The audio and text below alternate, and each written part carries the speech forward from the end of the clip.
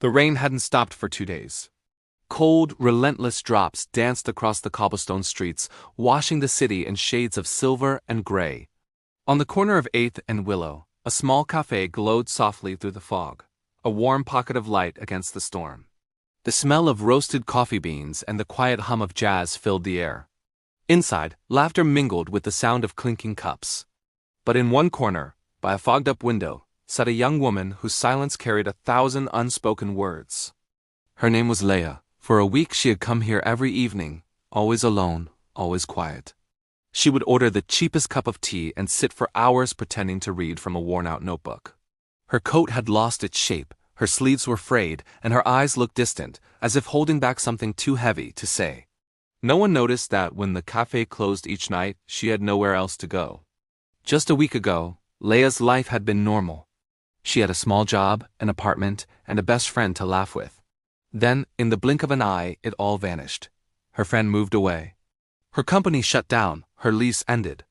Within days, she found herself standing on the street, jobless, homeless, and invisible to the world.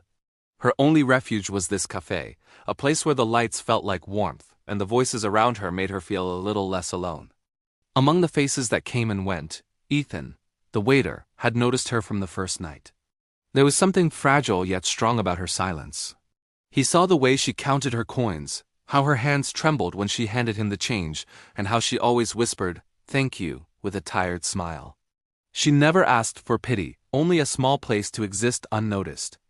One stormy evening, as thunder rolled above the city, the cafe emptied earlier than usual. By closing time, only Leah remained by her window seats, staring at the rain as if searching for answers in every drop.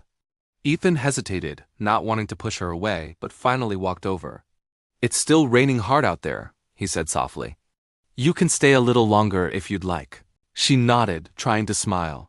"Thank you," she whispered. "I should go." Ethan could see the truth in her eyes. She had nowhere to go. Without another word, he sat across from her and said, "Let me get you a cup of coffee, on the house." Her lips parted in surprise. "Oh no, I can't, please," he interrupted kindly. "You've been here all week." "Let me do this." A quiet moment passed, and then she nodded. The warmth of that small gesture broke something inside her, not in pain, but in relief. When Ethan returned with 2 steaming cups, she wrapped her fingers around the mug as though trying to absorb its warmth into her soul. For the first time she spoke freely. She told him about losing her job, her home, and the shame that followed. How she'd been pretending to have somewhere to go just so no one would know.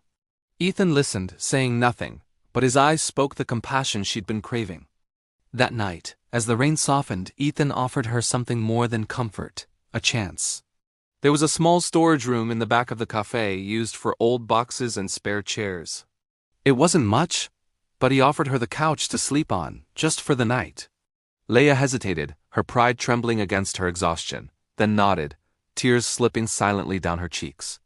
She slept peacefully for the first time in weeks. Over the next few days, Ethan spoke to the cafe owner, a kind older man with gentle eyes. When he heard her story, he didn't hesitate. "If she wants to work here," he said, "we'll make a place for her." When Ethan told Leah, she couldn't speak. Her tears said everything. It wasn't charity, it was faith. Someone finally believed in her again. Weeks passed, and the cafe slowly transformed. Leah became part of its heartbeat, serving coffee with warmth that came from her soul.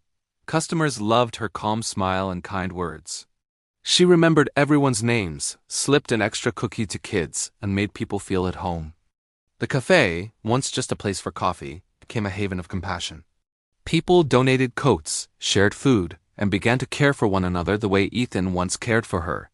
It was as if her kindness had spread through the air like the scent of coffee, comforting and real. Months later, on another rainy evening, Leah stood by the same window where it all began. Outside, the rain tapped softly against the glass, but this time, she didn't feel afraid of it. Ethan approached with 2 cups in his hands and smiled. "Looks like the rain's back," he said. She turned toward him, her eyes warm and full of quiet strength. "Yeah," she whispered. "But I'm not running from it anymore." And as they stood there, sipping coffee in the glow of the cafe lights, it was clear, kindness had changed everything.